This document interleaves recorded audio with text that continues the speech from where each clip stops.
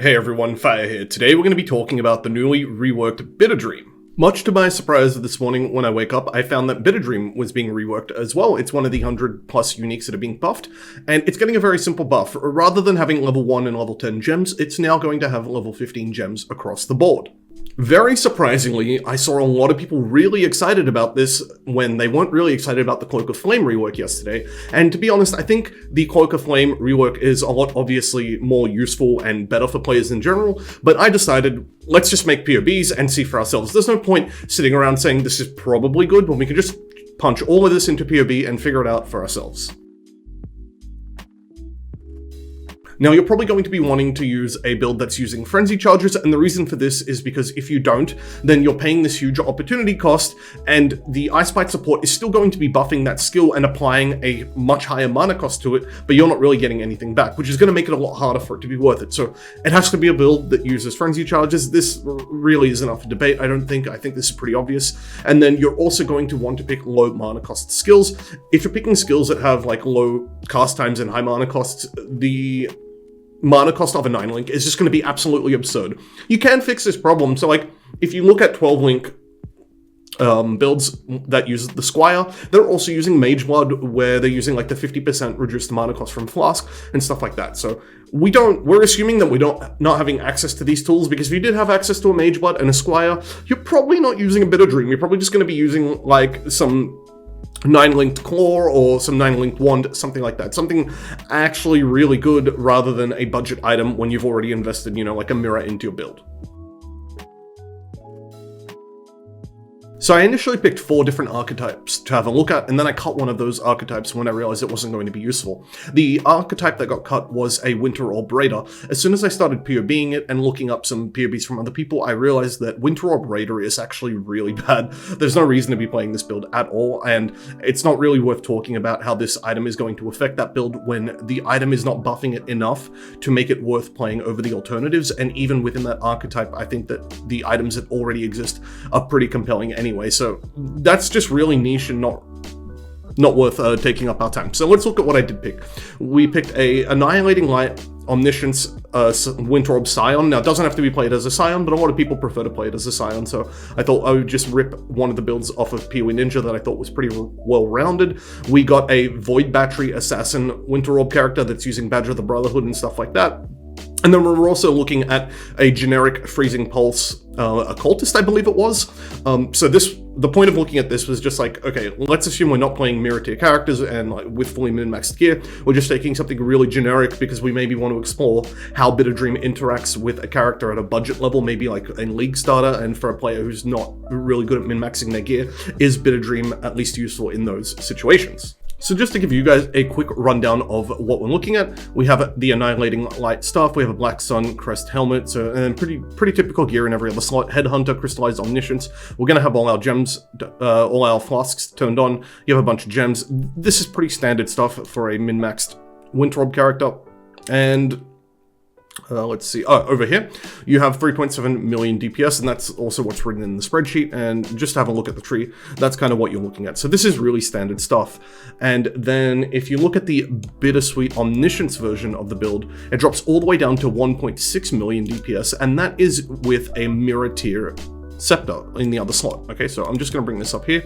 As you can see, we have +1 level 2 spell skill gems, +1 level 2 cold spell skill gems. We have tier 1 spell damage prefix, we have tier 1 cast speed, tier 1 crit chance for spells, and tier 1 crit multi. And none of these stats are really wasted. If you see here, the crit's not capped. Cast speed is useful for Winter Orb frequency, so this is like a mirror tier, perfect item editor. This is literally item editor. I made this scepter in PoB. This is not something that currently exists. I'm sure someone's recombinated something like this.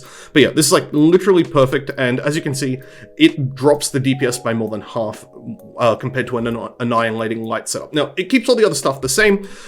You might make the argument that, okay, maybe we're not using Crystallized Omniscience anymore, but the point is, I don't believe there's a configuration of this PoB that you can find where you're switching around other things in here and then running Bitterdream is better. And just so that you guys can see for yourself, so what we've done here is we've turned off We've turned off Infused, Channeling, Awakened, Added Cold, and Inspiration. So obviously Added Cold and Inspiration are already in the Bitterdream, and Infused Channeling we just don't have room for, since you have to have Awakened greater multiple projectiles and increased critical damage, since that's better than Infused Channeling, and then we're socketing it in the weapon to make sure it's being supported by all those skills. And so what you get is less than half the DPS.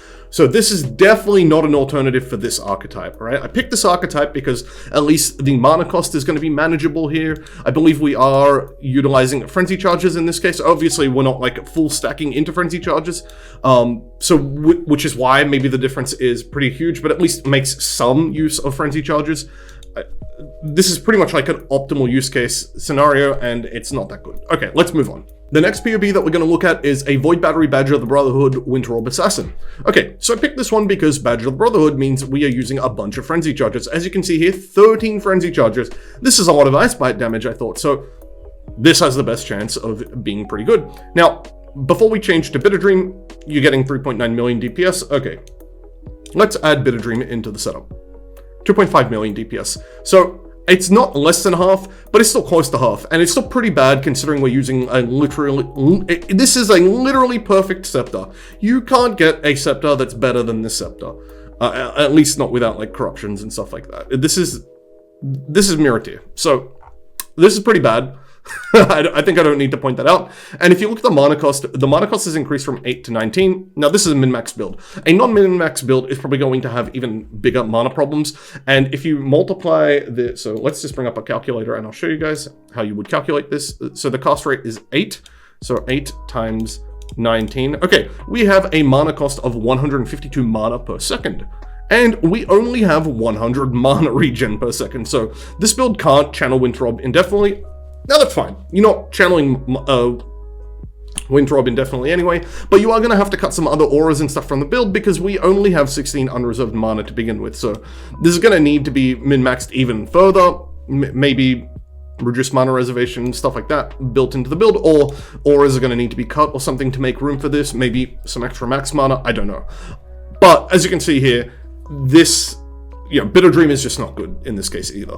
Now for this third archetype, we're using 5 PoBs. Now I'm going to let you kind of go through the PoBs for yourself. In the spreadsheet, we're only going to look at 2 here that I think are the most relevant. So this is just a very generic Freezing Pulse League starter. This has Pinpoint, it's got Terran's Shiver, it's got a Tabula, Crown of the Inward Eye, a Series Step, Pandemonious. So this is like relying a lot on the like day 2, day 3 uniques that a lot of players buy.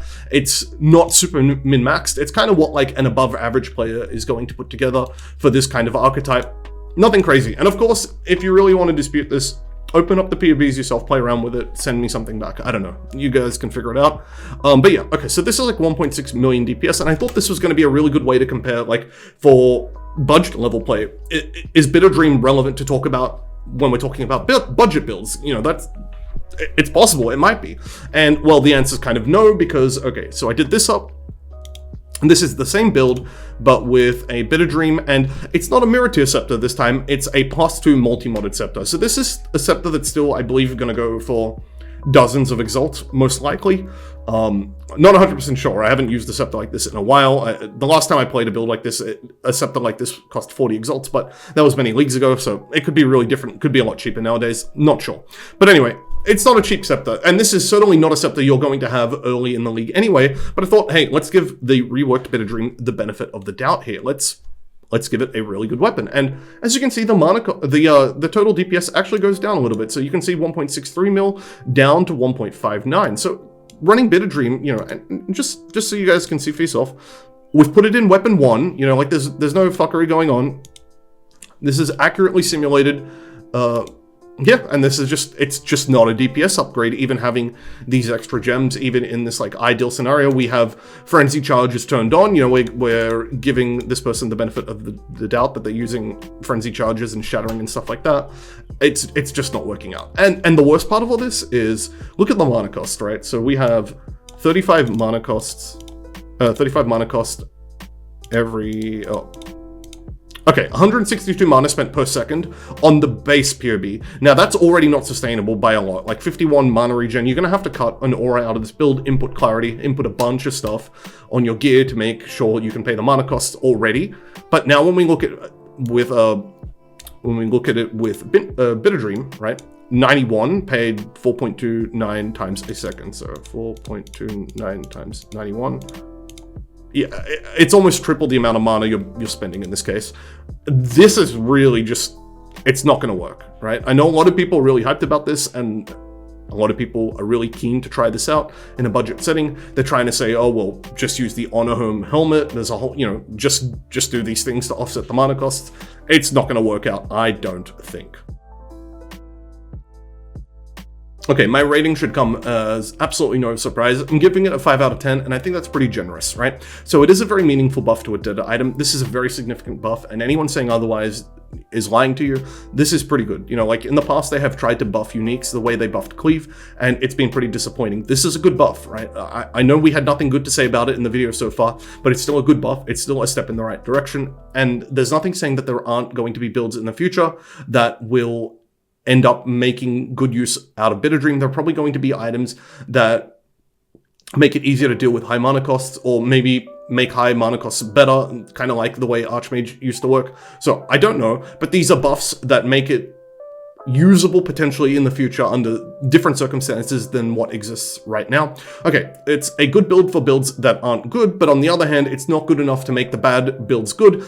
It just makes them less bad. So when you're looking at like WOrb Raider, I believe that if you do use Bitterdream and a certain setup, Bitterdream is an upgrade over alternatives in a WOrb Raider. But the problem is, it doesn't make WOrb Raider good enough to be worth playing over alternatives such as WOrb Occultist, Scion, or Assassin. Now, it's not going to impact the meta, of course. We've talked about that. Like, there's just no situation. Like, whether you're playing a League Starter or you're min-maxing a character, nowhere on that spectrum can you justify using Bitterdream at the moment. And I think the fact that it's got like really high mana cost and very niche gems makes it pretty inaccessible. Now, I don't mind items that are inaccessible and really niche as long as they are appropriately powerful for those niches. But the thing is, even within that niche, it doesn't have a justified use at the moment. Just using generic items like a Terran's Shiver is going to be a lot stronger, right? Like Terran's Shiver plus a Tabula is going to get you further than a Bitterdream. And that's even with a +2 multi-modded Scepter. So yeah, 5 out of 10. Probably should have been a 4 out of 10, if I'm being honest. I'm trying to be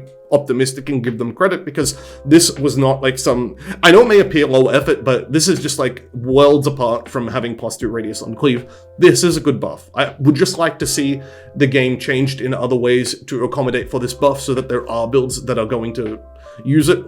It's just crowded out by other options, which is kind of, yeah, a design problem. And that's why, hey, it's only a 5 out of 10. Could have been better, right? But yeah, if you like this video, give me a like, comment, and subscribe, and I will see you guys probably tomorrow.